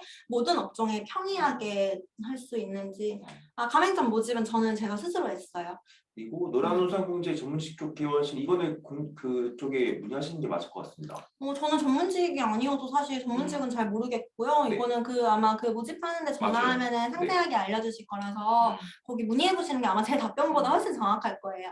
대표님이 직접 다 하셔서 네, 되게 직접 다 했어요. 다양한 경험이니까 네, 짬바가 제가 직접 다 했고. 약간 뭐 좋은 경험, 나쁜 경험, 되게 다양한 경험을 많이 갖고 계셔서 그리고 업체도 있어요. 영업 대행을 해주는 업체가 있는데 이제 그런 경우에는 이제 그 사람들이 영업을 해오면은 뭐 가맹비 교육비가 만약에 550이다 이러면은 거기에서 뭐 300을 걔네 주고 나는 200만 가진다든지 아니면 컨설팅 업체를 끼고 하는 방법도 있는데 예를 들어서 가맹거래 계약서에 원래 내가 받는 금액은 550이야. 근데 컨설팅 업체를 끼고 하면은 점주한테는 컨설팅 업체가 업해서 말하는 거예요. 그렇죠. 가맹비 교육비는 1,100입니다 라고 해가지고 그 사람이 계약 성사해서 따라오면 550 이렇게 달라고 이런 방법도 있는데 저는 그냥 대표가 직접 응대하고 대표가 직접 상담해서 대표가 계약하는 게 제일 최고인 것 같아요. 네. 저는 없는 게 없는데 열정과 에너지가 너무 없다. 지금 열정과 에너지가 넘치는 3명 아닙니까? 제가 요즘에는 텐션이 엄청 많이 떨어져 있는 상황이에요. 원래 이렇게 텐션이 진짜 훨씬 열정과 에너지가 넘치는데 요즘에는 많이 피곤해가지고 지금 많이 이렇게 다운되어 있는 상태고. 대표님은 혹시 뭐 그런 동기부여를 받는 왜냐면 형님이랑 저는 항상 맨날 저희 술 마실 때마다 맨날 얘기하거든요. 형님 이제 따님한테 나중에 이렇게 뭐 오피스텔 증여하고 자랑스러운 아빠가 되고 싶고 10년 후에 월세 700만 원 딱 이렇게 딱 목표가 있으시거든요. 대표님은 혹시 있으신지? 저는 요즘에는 동기부여를 많이 안 하는 편이에요. 이제 동기부여는 그만해도 되기 때문에. 여자 백종원 아니에요? 혹시? 여자 백종원 같은 이런 거 아니야? 제가 아주 예전에 피자집 할 때 이제 그때부터 강의를 하긴 했었는데 원래 말하는 걸 보시다시피 말이 너무 많으니까 그때 목표했었던 게 그 여자 백종원이 되고 싶다. 아주 예전에 그런 메모를 썼던 적이 있어요. 근데 제가 이렇게 될 줄은 몰랐는데 뭐 그렇다는 건 아닌데 아무튼 이렇게 막 가맹점을 늘릴 수 있을 줄은 몰랐는데 그때도 그랬었고 그리고 항상 그때는 인스타그램 활발하게 했으니까 인스타그램에서 잘하고 있는 사람들을 보면서 와 부럽다가 아니었고 저는 쟤도 하는데 나 더 열심히 해야지. 약간 이게 저는 동기부여였어요. 약간 이런 느낌이에요. 주변에서 저한테 너는 그러니까 힘든 거야 라고 얘기했던 게 뭐냐면 제 업은 저는 라이브 방송을 안 해도 돼요. 라이브 방송에서 상품을 파는 업이 아니잖아요, 제가. 근데도 내가 그걸 할 필요도 없고 나는 그걸 해서도 안 되고 나는 그럴 환경도 아닌데도 누워있다가도 제 친구가 라이브 방송해가지고 뭐 팔고 있는 거 보면 일어나가지고 라이브 방송 검색하는 거야. 나도 저거 해볼까? 약간 이런 식이어가지고 저는 그렇게 저를 좀 멱살 잡고 끄는 성향이었던 것 같아요. 그래서 질질질질 끌려다니다가 번아웃이 오긴 했었는데 그래서 그것 때문에 지금까지 오신 거잖아요. 이 자리까지. 제이크님의 목표는 뭐냐고. 목표요? 셀프로 멱살 잡고 끌어야지. 저는 목표는 뭐 원래 전 목표 너무 많이 커서 좀 민망한데 세 분의 구체적인 목표가 궁금하죠. 좀 부자가 되는 거긴 한데 그렇습니다. 부자가 되는 겁니다. 뭐야? 세 분의 구체적인 목표가 제 목표는 명확합니다. 저는 딸 둘한테 나이 24살 되면 월세 80만 원씩 나오는 오피스 하나씩 증여하고 그 다음에 저는 월세 700만 원 받아서 와이프랑 돈에 구애받지 않으면서 일하고 싶다. 일은 계속 할 거가. 약속된 시간이 좀 지나가지고 질의응답을 전부 다 말씀드리긴 좀 어려울 것 같고 YH님 다음 강의는 저희가 조만간 다순이 대표님이 해외에도 프랜차이즈 사업을 지금 예정 중에서 되게 바쁘신 분이거든요.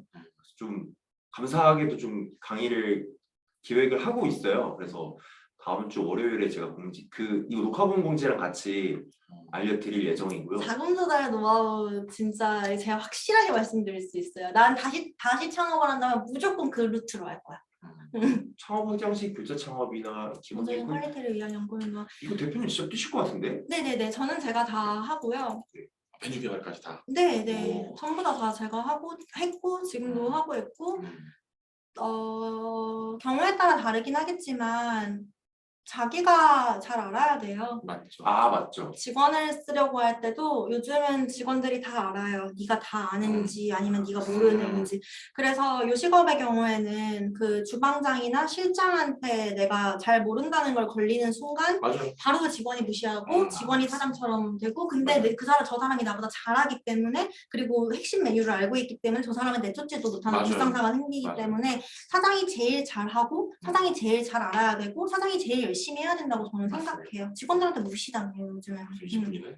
자금 조달 노하우를 요청은 되게 말씀 괜찮으세요? 다음번에 괜찮죠. 이러면은 알겠습니다. 이거는 근데 공개적으로 이런 식으로 라방은 못해. 아, 그렇죠. 나가면 안 돼요. 이거 하면 안 돼요. 이거는 아니, 왜냐면은 개인마다 상황이 다르고 맞아요. 이게 그 저희 방법이 다 다르기 컨설팅의 때문에 영역이에요. 그러니까 왜냐면 저희도 부동산 강의할 때 세금적인 부분은 오픈에선 절대 얘기를 말씀을 못 드려요. 잡혀가. 이거는 저희가 세금적인 부분이나 아니면은 불법은 아니고 불법은 혹은 아니고.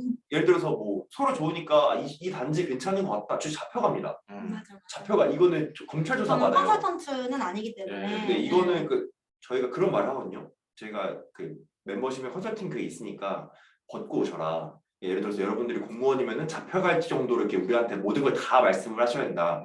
그런 식으로 이거는 사람마다 이렇게 맨투맨으로 코칭이 들어간 부분이라서 이건 오픈에는 절대로 말씀을 드릴 수가 없는 부분이고 강의는 그래서 조만간 VOD랑 같이 제가 공지해드릴 예정이고 약속한 시간이 지나가지고 네. 말이 너무 슬슬- 많았어. 아닙니다.